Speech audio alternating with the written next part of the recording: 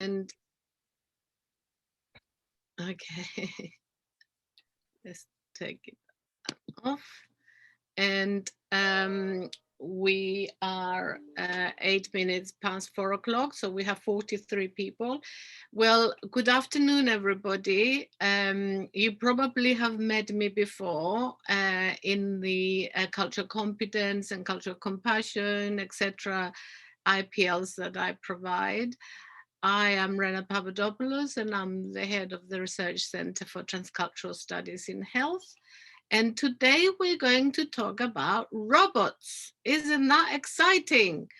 I hope I know that some of you may be a little bit worried or a bit skeptical about the robots and the new technology that is coming. But, you know, if this pandemic has taught us anything, is that, you know, our lives would have been worse if we didn't have the technology. At least, I mean, I have been in the house, I haven't been anywhere since last March, and I have 5 grandchildren, and I'm really so grateful that I can talk to them and see them, you know, using the technology that we have, because they can't really. I'm old and I'm being very careful. So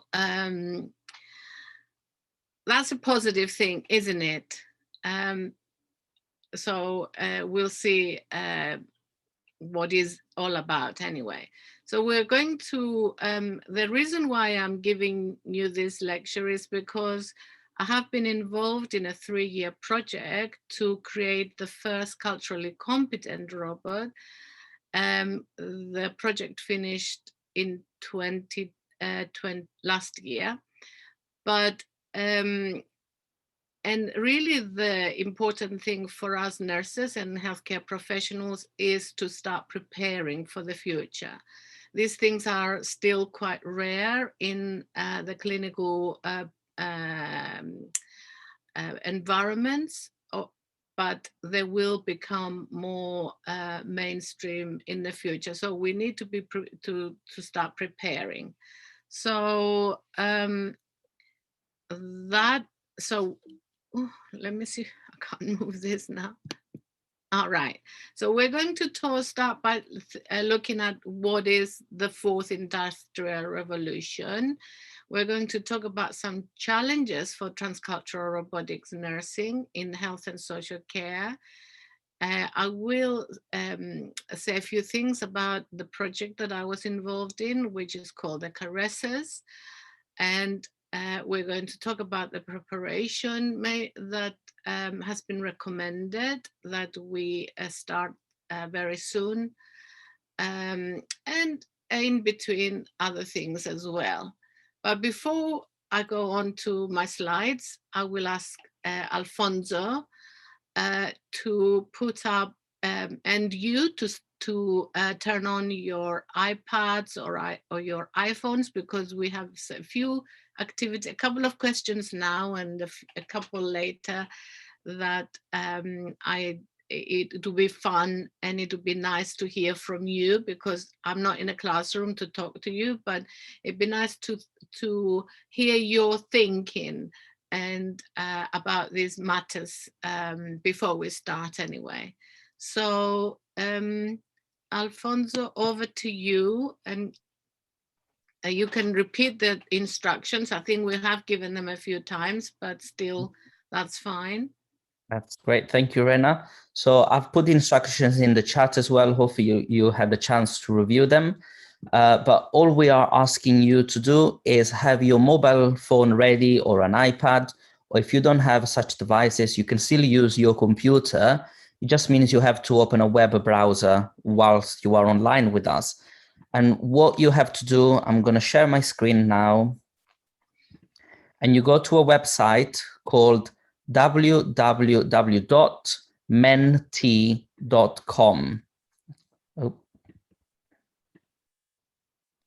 So the website is there at the top. www.menti.com. Once you go to this website, it will ask you for a passcode, and you just enter the code 1576307 and answer this question. Type 3 words that comes to your mind when you hear Fourth Industrial Revolution.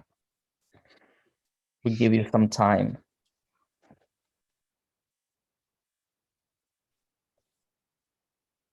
Please, if you can engage with this as much as you can. If you don't have a mobile phone or any other devices, you can just type it in the chat and I'll read them out for Rena. Okay. So Just far, put one whatever person. comes to your head, you know, it doesn't have to be something that you've read in a book or in on a website or something, because, you know, not long ago I didn't know much about it myself. So we have automation, we have advanced technology, we have change, very good. We have pollution, replacement, freedom, internet, futuristic, new era, and agricultural. So the key word here is technology and change, I think. But, you know, it is interesting for me to see that freedom is doing very well. So a lot of you, it appears that's a positive thing.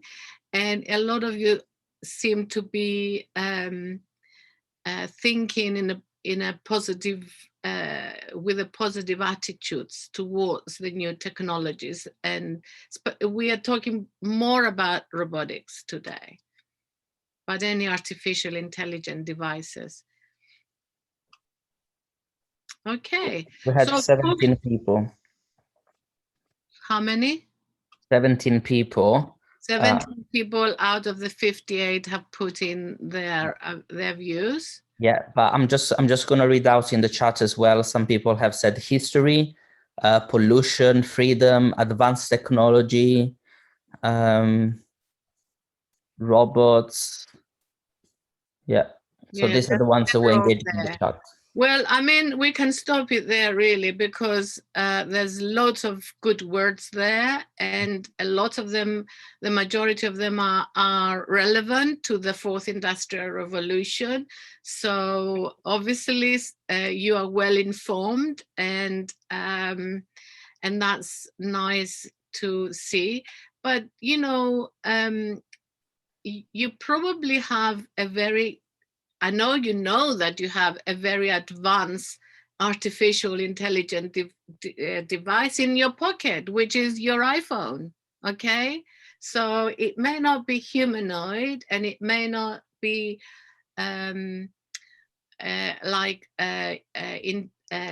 independent and etc. But it can still talk to you. You can ask Siri, and you know, obviously that is all ready-made. Is not the telephone thinking specifically to engage with you, but is nearly there. So all of those things are very good. Thank you for creating this wonderful word cloud. So let's go on to the next one, which is about 3 words that come to your mind, which refer to future challenges for nurses and the NHS. So you should have this already on your mobile phone after you've taken the first quiz. If not, you just go to the website again, www.menti.com, and it's the same code, 1576307.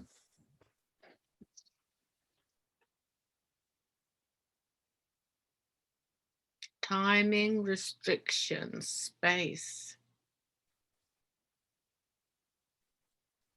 Now, you see, it would have been nice if we could be in the classroom now and talking about, you know, why are you referring to restrictions? What do you mean by restrictions? what kind of changes or less brain? I just that just picked up my my eyes as well.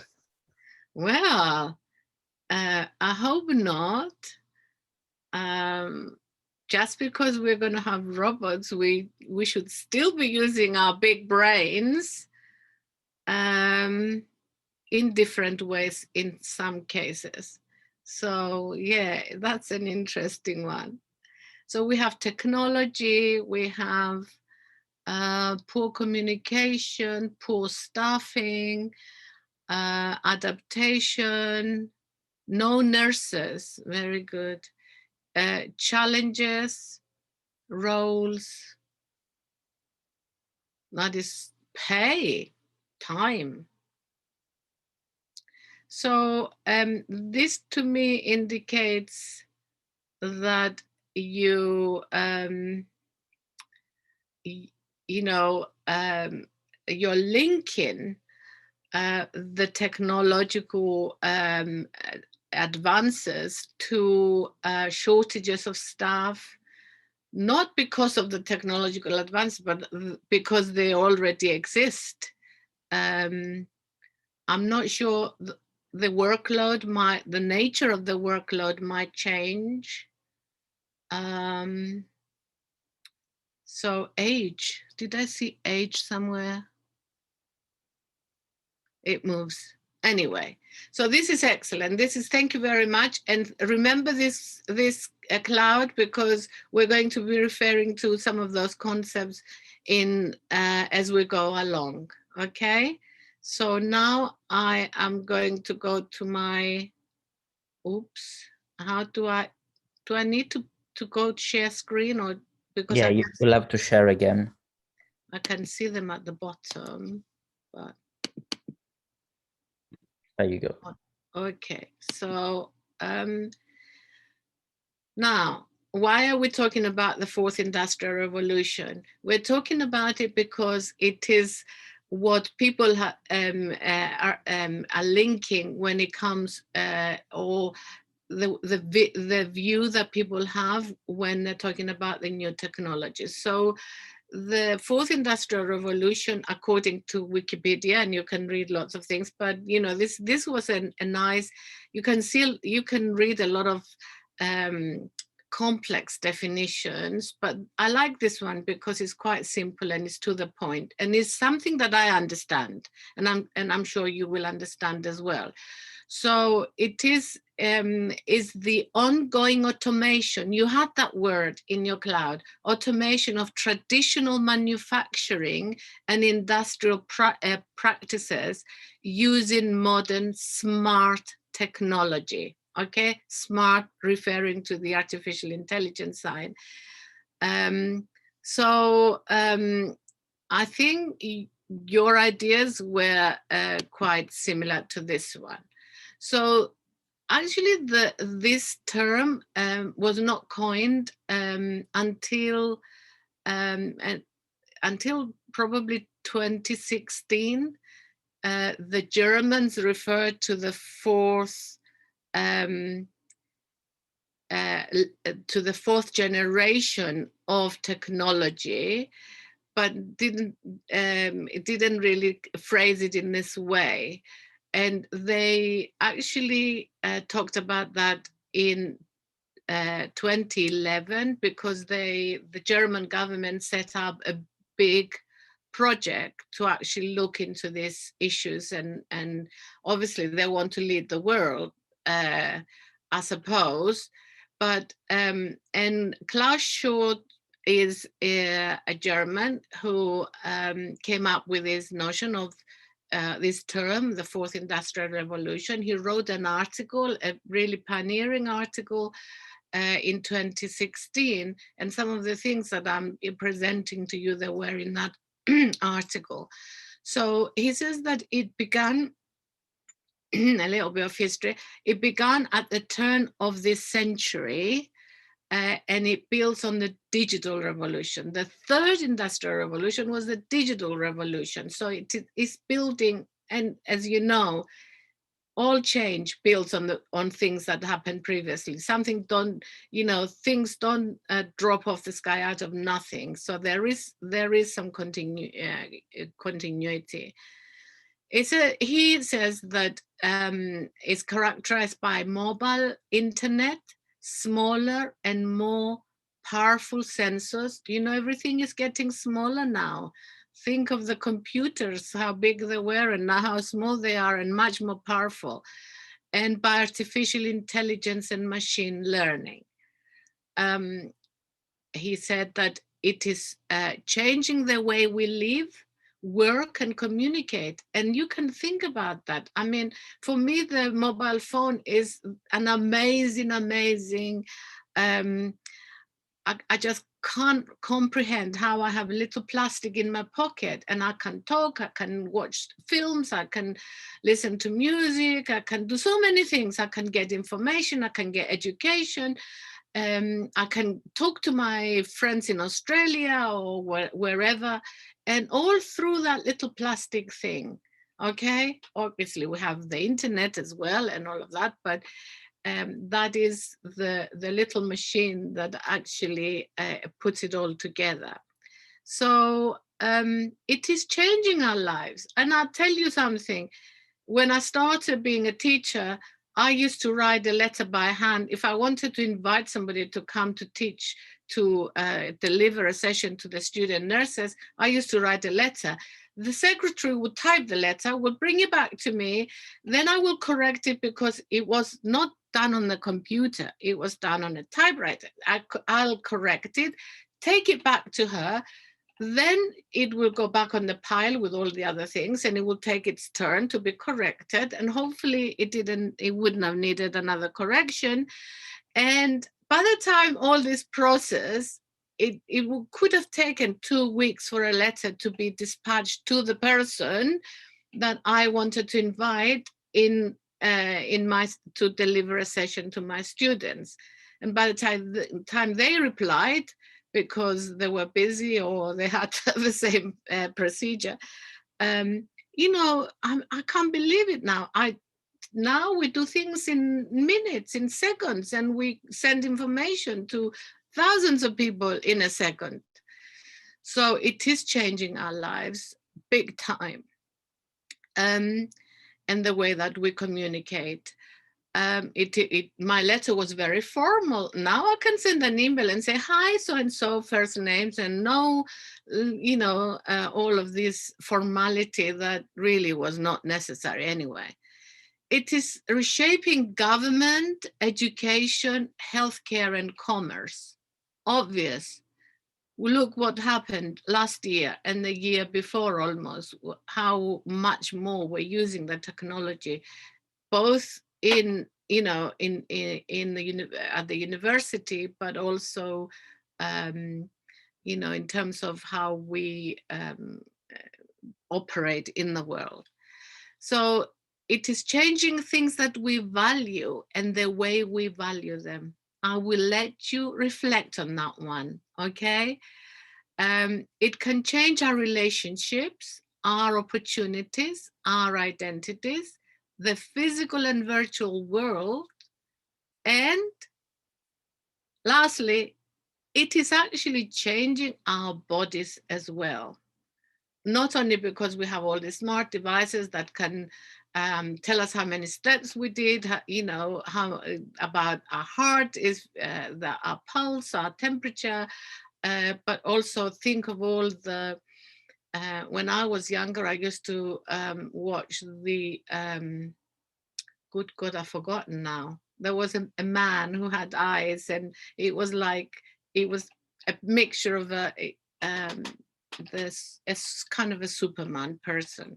But this is becoming, commonplace for a lot of the shortcomings that we have. Now we can have knees replaced and we can have a little monitor inside to monitor our heart. Inside is embedded within our bodies, and it is providing data all the time to, and so forth. So I think Schwab is quite correct. So what are the opportunities and challenges in general, not in the healthcare only? In general, all these developments are actually enabling us to live longer because we have medical and other advances in the technology, and it is enabling us to have better living conditions. Some people might think of all the negatives that the technology also could produce, but it is up to us how we use the technology. If we use it with sense and balance, and we don't become, we don't allow ourselves to be addicted to it or a servant to it, then we will have a better living conditions. So the United Nations Population Fund in 2017 said that actually um, the world, the number of people on our planet is going to be 10 millions. We have about just over 7 millions at the moment. I don't know how all the COVID deaths have affected this, but in 2017, that it was about 7 million, just over 7 million. And we, by 2050, which is not very far away, I won't be around, but a lot of you will be. There'll be 10 billion people on the planet. And out of those 10 billion, 2.1 billions, not millions, okay, will be over the age of 60. And for the first time in the history, we are going to have more older people over the age of 60 than those below the age of 16. So the other thing is we're all used to living in multicultural societies, even though in some places they're much less multicultural than we are. But we are now witnessing, and not only because of migration and other, globalization, but also the level of kind of mixed marriages people are that are happening.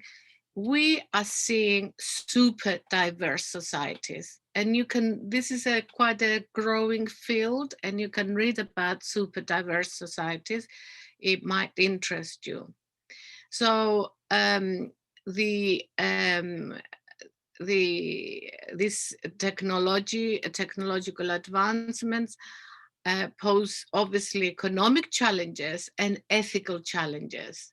Remember the ethical challenges. We'll probably talk a little bit more about that.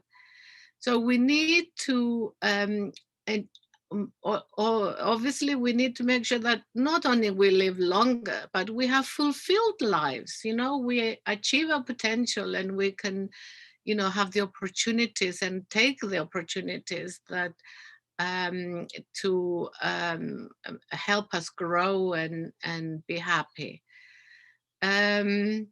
Obviously, we need to rethink current jobs. Some jobs will go, some jobs will change, and some retraining will happen. It's inevitable. And we need to respond better in living in this kind of society. We need to start thinking and preparing. So don't be afraid to change direction in what you do or learn new things, because those people who used to make the watches, and some of them went out of business because they didn't go into digital watches. So that is up to us what we do, but we have to be smart and not resist these changes that are coming, but try and make the most of them. So the challenges for health and social care are, we do have a lot of challenges, and we need the technology because the pool of trained health and social care professionals is shrinking. We have in the UK over 40,000 vacancies for nurses. Worldwide, there are, about 8 to 10 million shortages of nurses and other health. I mean, mainly nurses. I think these figures are for nurses. So, we're not going to, have big gardens and grow these people. That the most likely possibility is that these shortages will continue, and maybe they could even get worse. So we need also to respond, and it makes it even worse because we have huge demographic changes. We have, as mentioned before, the number of people over the age of 60 with lots of health issues, a lot of them. We have that now, and the growing older population and very old. We have people, the number of people who are over 100 nowadays is growing across the world. And these people, they deserve to live, and they deserve to have the best that life can give them. But I am getting old, and I'm getting little, things here and there. Is wear and tear is inevitable. So all of those things. So they need the care. They need carers, and of course their family are smaller. Their families may not be able to look after them, and we need carers.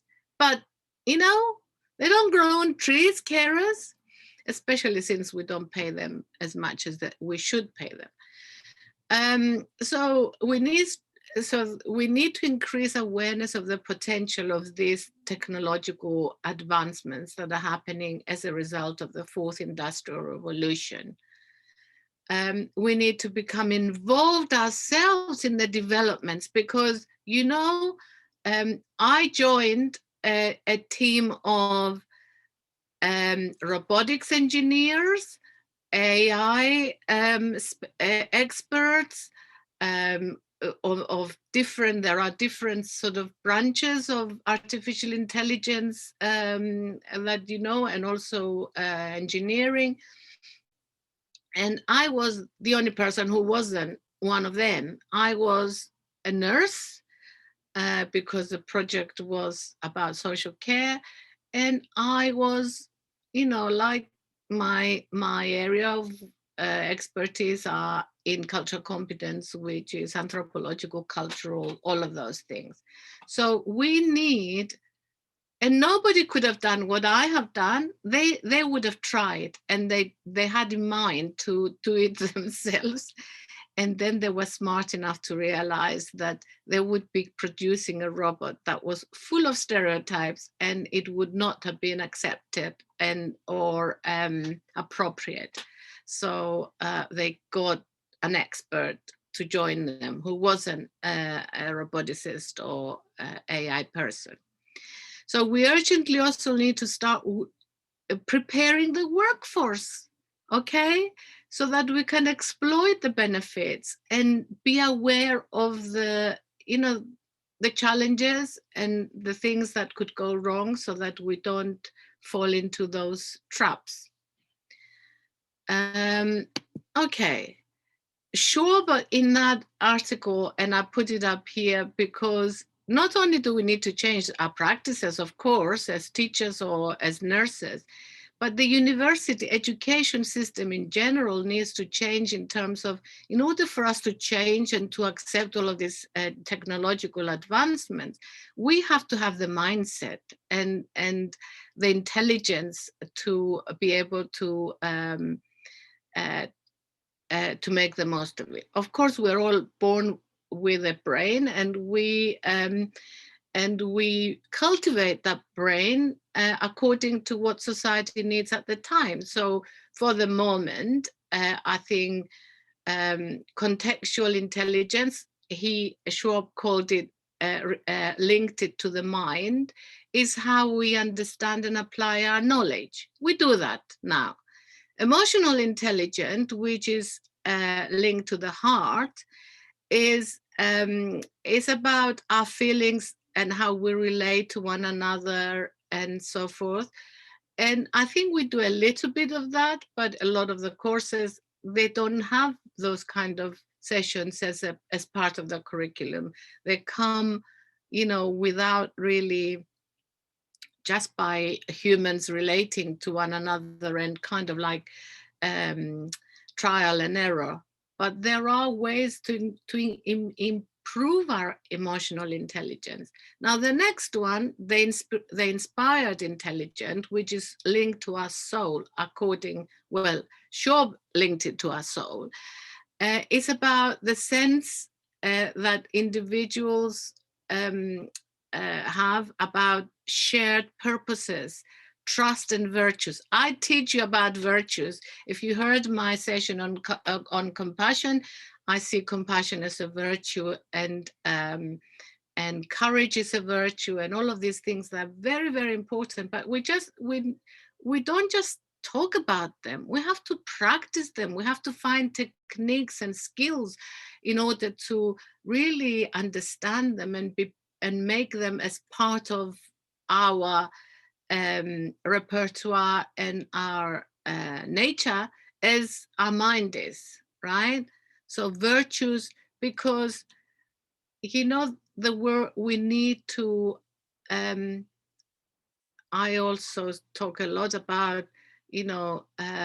doing things because it's good for humanity. We can't just be interested only about ourselves anymore. We can't just be interested only about our families, which is okay and is not wrong. Of course, you have to be, but we have to be broader than that. We have to be interested in humanity as a whole, humanitarian crisis, the environment, all of those things.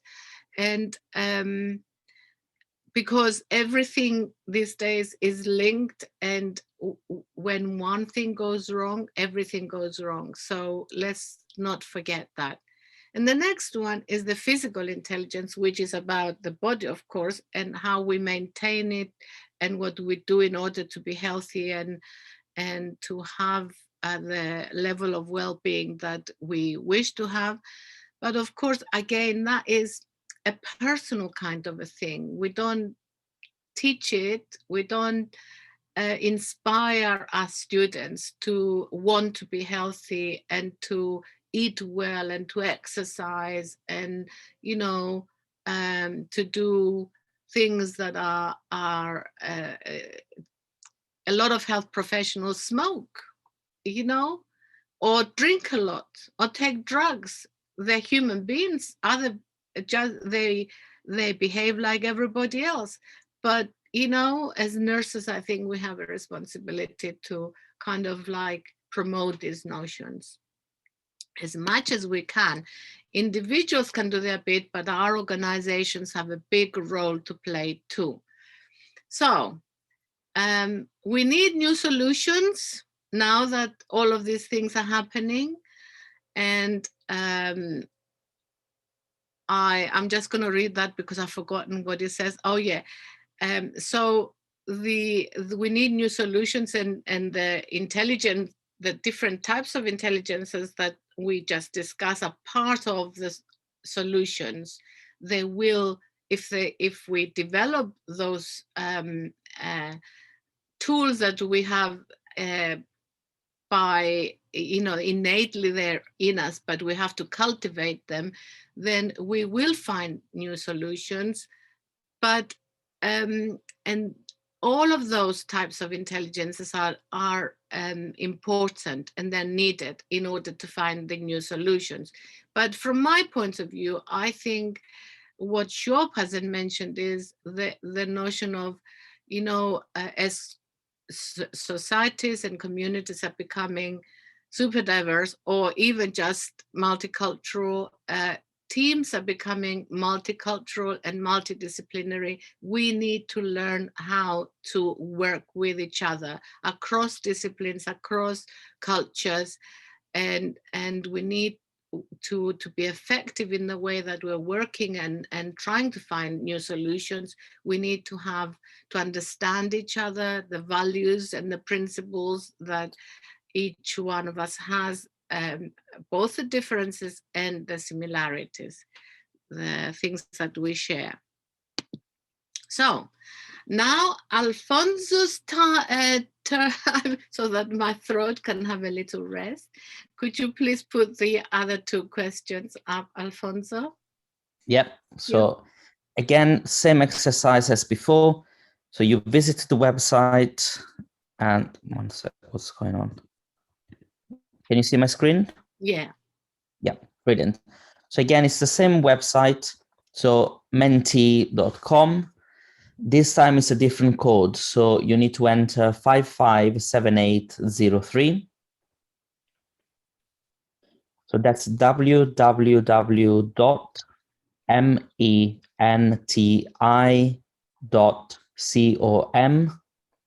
And then the code they will ask you is 557803. And it's just here on the screen as well.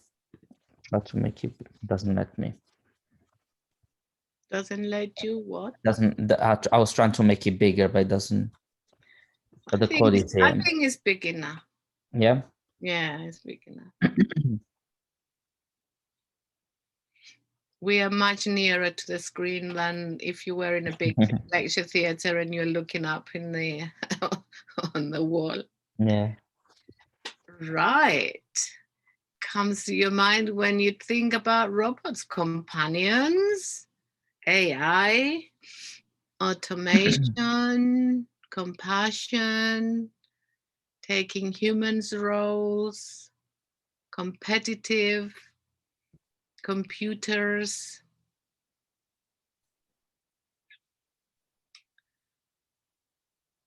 our jobs, yeah, technology, privacy. You're all very smart. And you're very thoughtful because you're coming up with some really nice descriptions and components and that things that relate to robots. That's excellent. I think we'll stop there, Alfonso, because we have quite a few words that, and we're going to freeze all of this, isn't it? So we can revisit it if we want to. Yeah. So let's go to the next question. Yeah. So again, it should appear on your screen automatically if you didn't log out, and you can answer this question now. So 3 words that represent knowledge and skills you need to have if a robot was a member of your team. I mean, I don't expect that you know all the things that you need, but it's just what you think you might need, or maybe you've seen a film or you've read something, or maybe you've even come across some robotic devices where you work. That's interesting. How to charge it? Yes, that comes because we've done quite a bit of research apart from the project that I'm going to talk to you. I've done an international study to ask some of these questions. We had 17 countries across the world who took part, and one of the priorities they identified is how to clean it, how to charge it, how to turn it on and off. And so it's very important. They are crucial, simple but crucial. Okay, let's stop it there. So I like the thing about open mind. So keep your mind open. Don't judge it before you even experience it, before you even come across it. And there are lots of myths that are going around, and people do get affected by misinformation. Okay, so be informed and make your judgment afterwards, rather than. I just want to read out some in the chat as well, Rena, just to make everybody feel included. So somebody have said we need to have advanced skills to use robots, how to use the machines, human inventions, empathy, machine control, compassionate approaches, competencies and care for machines, learn, acknowledge and use, compassion and empathy again, empowerment, how to operate the machine and how to maintain it, and battery life, how long it lasts. Yeah, all very important questions. So we're now actually we've got an Erasmus project which started in January, and that project is focusing on training, transcultural robotics nurse training. And we're collecting, we've done the literature reviews and analyzed them, and a lot of the things that you put up there are in the literature. So we can then just take, because we're going to run a MOOC for 6 weeks, and you can imagine you can't really put too many things. So we need to be picking up the key elements that people really need, and they're maybe basic, maybe but they're fundamental to kick them off, to start to build up a platform upon which they can improve later. So that's brilliant. So now I'm going back to my slides, and thank you very much for all of you who participated in these activities. I hope you enjoy them as much as I do. So bring on the robots now. So this slide shows you some pictures. On the left, and I'm not sure if you can see that, this is the robot that we had a few of them, but you can see this is caresses. So this is our Pepper that we used to create this new autonomous program, which was culturally competent.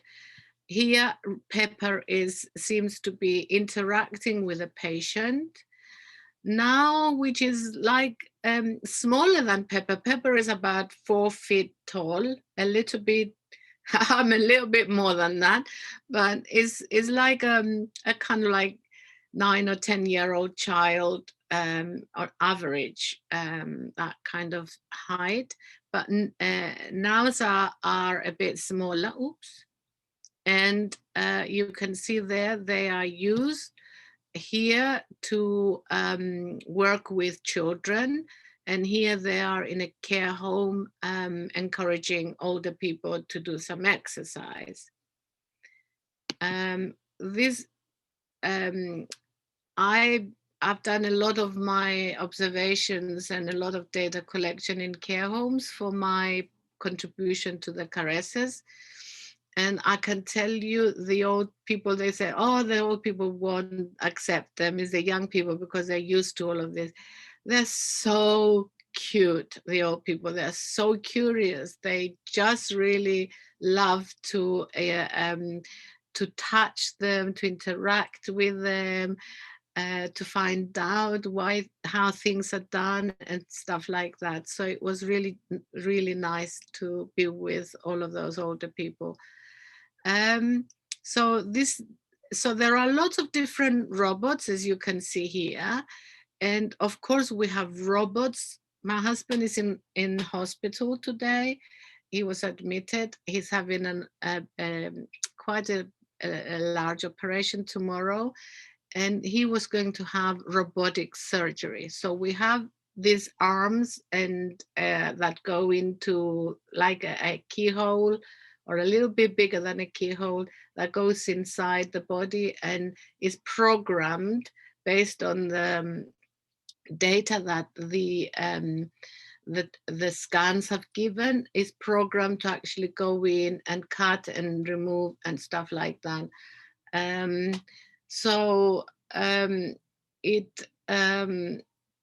We have all of those in surgery. I think in the UK is actually quite advanced. We have a lot of rehabilitation, not robotics, but like exoskeletons and arms and fingers and legs, and you've seen those. And also in the laboratories, a lot of the testing is done via artificially intelligent machines. So actually here you can see this is a big robot. It's called Hug, and it's a very strong robot, and it can actually lift people and move them from one place to another. So the nurse doesn't have to do that, especially if they're disabled or they can't walk and whatever. This is, I don't think we use them in our hospitals yet, but this is in Japan. Here you see Pepper hugging a child. So that's about, I think she's probably the age of my granddaughter, about 9. We have the nows we've looked at. And here we have the feeding arm. So this is a robot, but it's just a robotic arm. So it is programmed and it will feed a person. You can see it's feeding somebody who can't use his hands. We have some more big, strong robots here. We have the ones, you may have seen them in films. They are used in telemedicine. It's basically like a screen, and you can see the doctor, and the doctor talks to you, and he can see you, and he can see if you have something to show him. I mean, a lot of it is done on the phone these days, but this moves about and does more than, is more independent than, of course, your phone, and these are very, very useful for people who live not in cities where they have access to immediate care, but in remote places and so forth. Here you see little Paro is a seal, and it makes noises, and it feels like a small baby seal, and children I like it, and it's used a lot with children and with older people, especially those who have dementia, because they find it very comforting. This is a big drone that actually delivers things and to different hospitals and so forth. And this robot, I don't work in hospitals anymore, but I know that some hospitals have had machines that did a lot of the cleaning and the disinfecting. So this machine is disinfecting the wards during the pandemic, and does a lot of the cleaning. There's Pepper with 2 small tabletop robots. So lots more, but you get the meaning of it. Oh my goodness, it's nearly 5 to 5, and so I need to show you this video. I wanted to show you a few things more. If you don't mind, if we go like 10 minutes over because we started 10 minutes late, that would be nice. If you have to go somewhere, then you have to go, but we haven't touched the training yet. So Alfonso, can you please start the video, Yep. the YouTube? Thank you. This is a little video that we did to raise awareness about our project. And there is another one that's 6 minutes long, but the robot actually having a conversation with an older person, 2 older people. But you can find that if you're interested and watch it yourself, because we don't have the extra 6 minutes. This is 2.5 minutes. So put the volume up.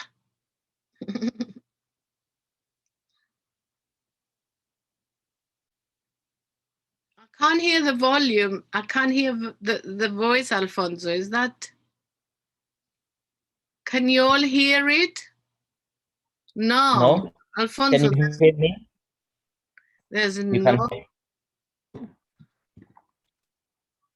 can it, can you hear me? we can hear you a little bit broken, but it's important to hear. I mean, the images don't mean anything if we don't hear the story.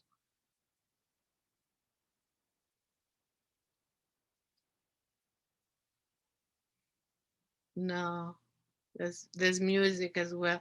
Is there like a sound thing? I don't know what's going on. Let me. You know the little microphone at the bottom. Let me quickly stop sharing.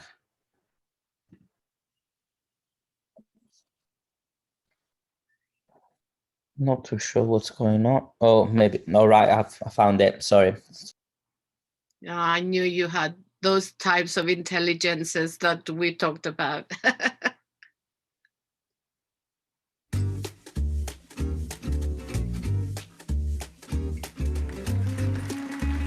At around 2020, robots were already very capable.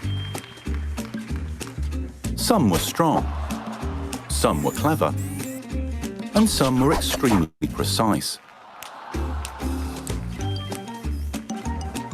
But as powerful as they were, robots were sometimes awkward and didn't really know how to behave with humans in many situations, even the simplest. That all changed when a group of European and Japanese researchers developed caresses, a revolutionary artificial intelligence. When it was wired into robots, caresses added a key feature. The robots learned to adapt to the culture and habits of the people they interacted with, and they never used stereotypes. The technical word for this is cultural competence. So it became easier for robots to be accepted by humans. With cultural competence, caresses started a new era in the history of robotics. Soon, robots began to support caregivers, assisting older people in a variety of tasks, all over the world. This development was valuable to health systems in many countries and helped them better deal with the needs and preferences of an ageing population. Thanks to their experience in elder care, culturally competent robots also proved useful in education, transportation, and tourism. If today's robots look much more at ease with humans, seem more perceptive, and are ultimately more helpful in a wide range of situations, credit should be given to caresses, that little flower over robots' hearts. It didn't make the robots stronger or faster, but it showed how much you can achieve by teaching them to pay attention to people's culture.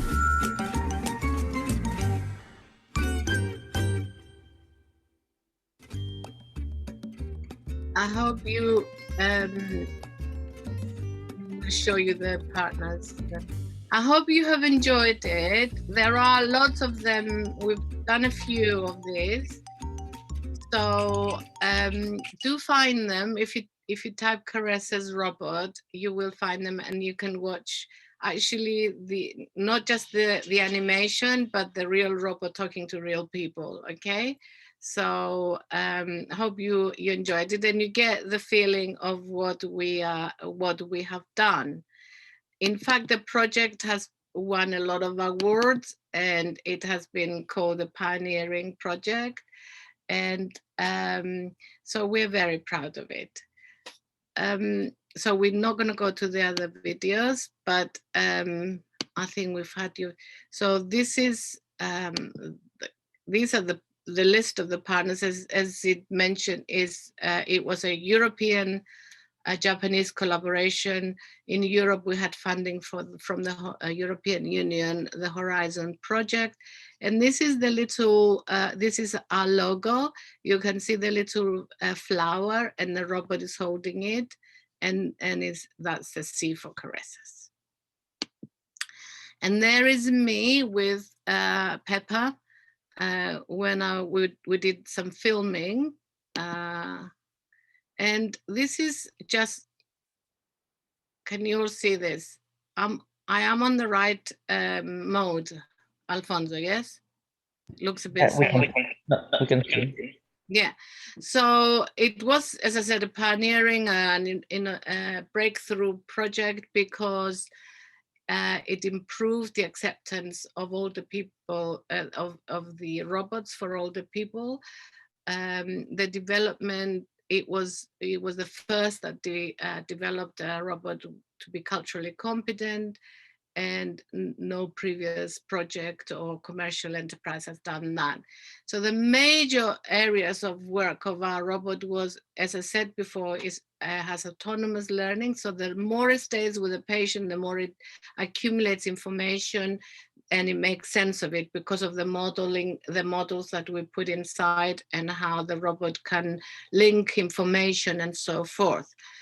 It moves independently. So one of its major purposes is companionship. I won't go through what companionship means, but of course, it has the ability to connect.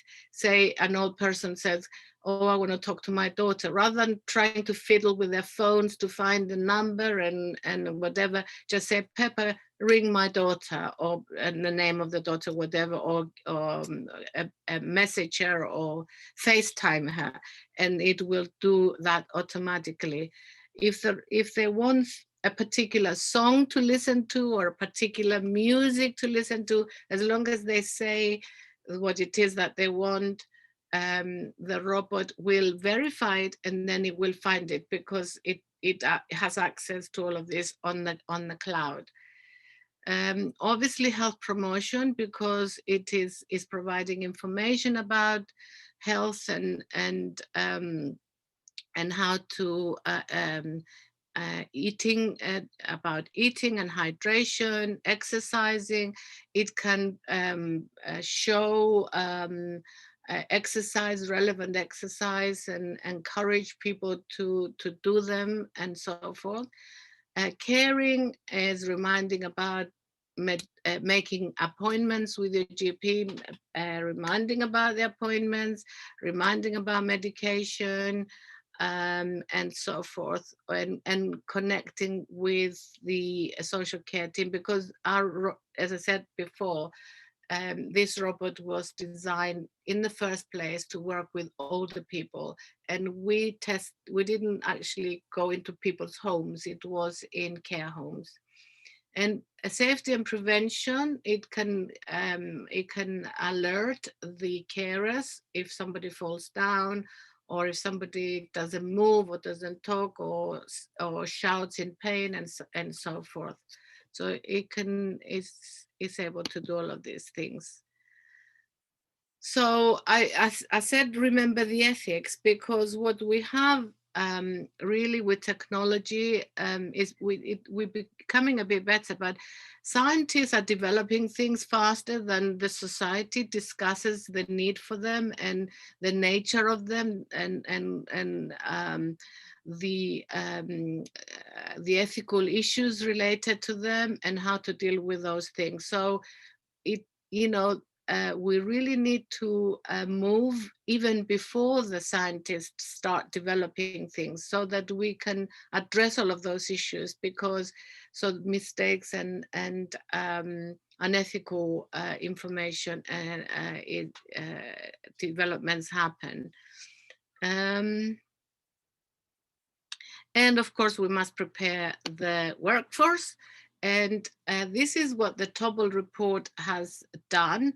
It was commissioned by the government, and Tobel reported in 2019 to look at what was happening in the NHS and to identify so it's a very nice report. It's quite a long report, but you can read the bits that you like, and it's easy to remember Topol. If you put Topol, it comes up. And there is a lot about the history, about the fourth industrial revolution, about the different types of AI and robotics and so forth. But we are particularly here today interested in the preparation of the workforce. and the Topol report says that employers must ensure, and this was in a 5-year time. So by 2024, we would have done all of this. And I don't think we're going to be able to meet all of those targets that the Topol recommended. Even though I think COVID has in many ways speeded up the process. But it says employers must ensure that support staff to develop and enhance digital literacy, training programs must be in place, career pathways and placements, very important. So, you know, you need to know these things because this is policy of the government. So, you know, don't be shy, ask, what are we doing in our trust? What opportunities will we have to train, to understand this? What we're talking today is just raising awareness of the issues. But also professional, statutory and regulatory bodies, they're usually behind the times as well. They need to identify this knowledge and skills. I haven't seen anything from the NMC to say, well, these are the robotic things that you have to include in the nursing curriculum, or the, you know, the new technologies that we you know, at Middlesex and my partners with my projects who are developing this, but this haven't come from them, okay?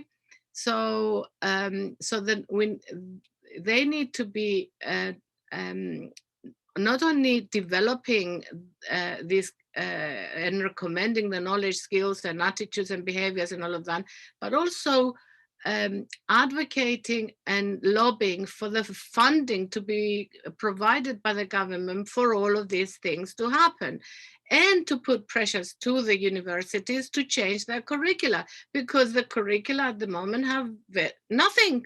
So we need to find a little space to, you know, gradually putting things into the nursing curriculum, both the undergraduate and the postgraduate, of course. Organizations responsible for employing and training must ensure the current and new staff are supported to reach an appropriate level of digital. Oh, we've done that. Move on to the next one.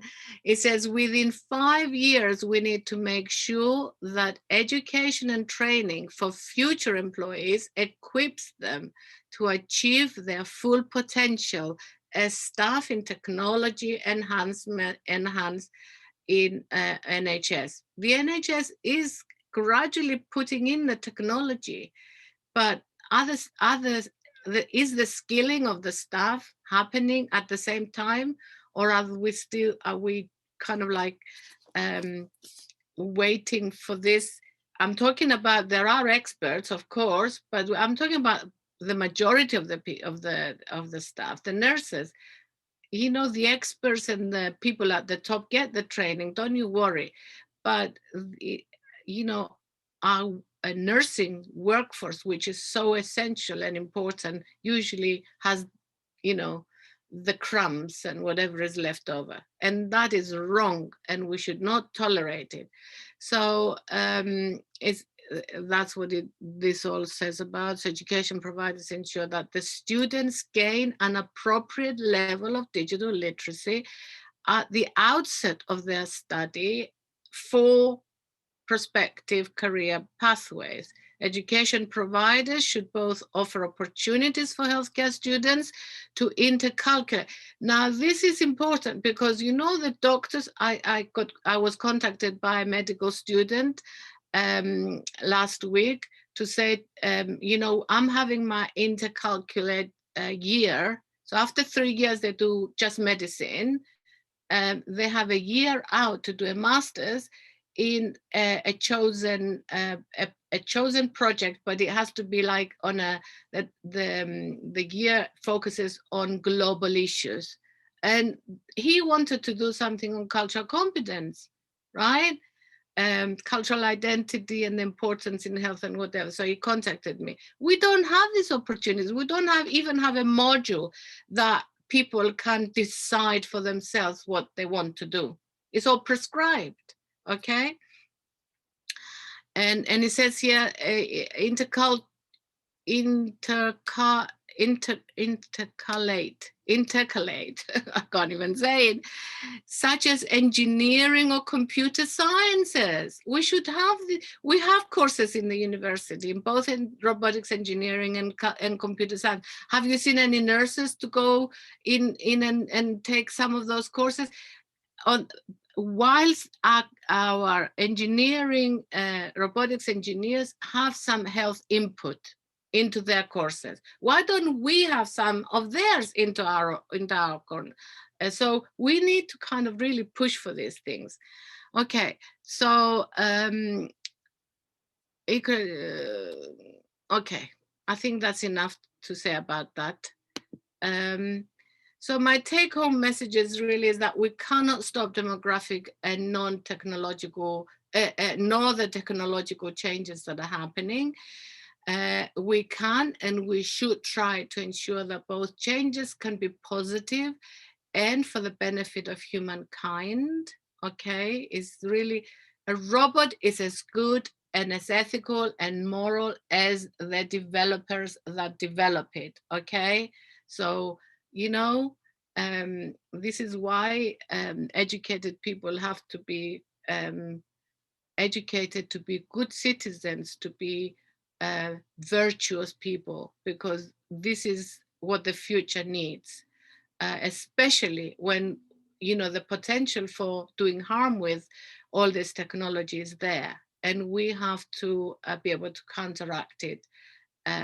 Okay, so intelligent robots will never replace human carers, and I wanted to say a little bit more about that, but of course the time has been, so don't listen to these people, they're going to take our jobs. All the research that has been done by major, very credible institutions say that especially nurses, doctors, lawyers, all these people, they will not lose their jobs. They will adjust their jobs and maybe add to them different perspectives, but they will not lose their jobs. We need the carers because it says there, I will read it, the robots will assist them and enable them to be even more caring and culturally competent and compassionate. They are devices. They're there to help us, okay? They're not there to take over. They will take over some routine, simple things, but and within the team, they may work together with us, but they will never work alone and replace the carers. So don't worry about that, but do skill yourself up and do be smart about it. Health and social care workers must engage in the debate, as I said before, and the development of the fourth generation technologies. Professional education, particularly nursing, must urgently review the curriculum and start planning and developing learning to prepare the workforce. And I'm going back to Klaus Schwab, who said, let us, in his seminal paper, it's a really nice paper, you can find it on the internet, let us together shape a future for all by putting people first, empowering them, and constantly reminding ourselves that all of these new technologies are first and foremost tools by people for people. Okay, so I think I'm probably finished. So thank you very much for hanging around and for the extra time.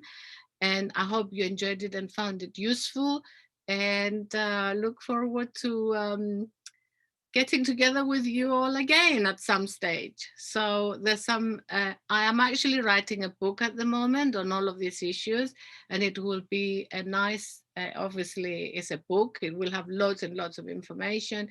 It will be out in the new year. I'll let you know when it's out, because I think you will find it really interesting and very useful for, you know, planning and identifying the opportunities and the things that you want to engage in to improve your career pathways. Okay, so cool. questions, if you want to stay to discuss some questions, I'm happy to stay too. Thank you, Rena. Great. Thank you, Alfonso, for your help and support, because I can't do everything and I can't do the things that you do, and I appreciate it very much. It's a pleasure. So I've been looking in the chats as well, and I am trying to see if there are questions, but mainly the questions were around, I'm just going to stop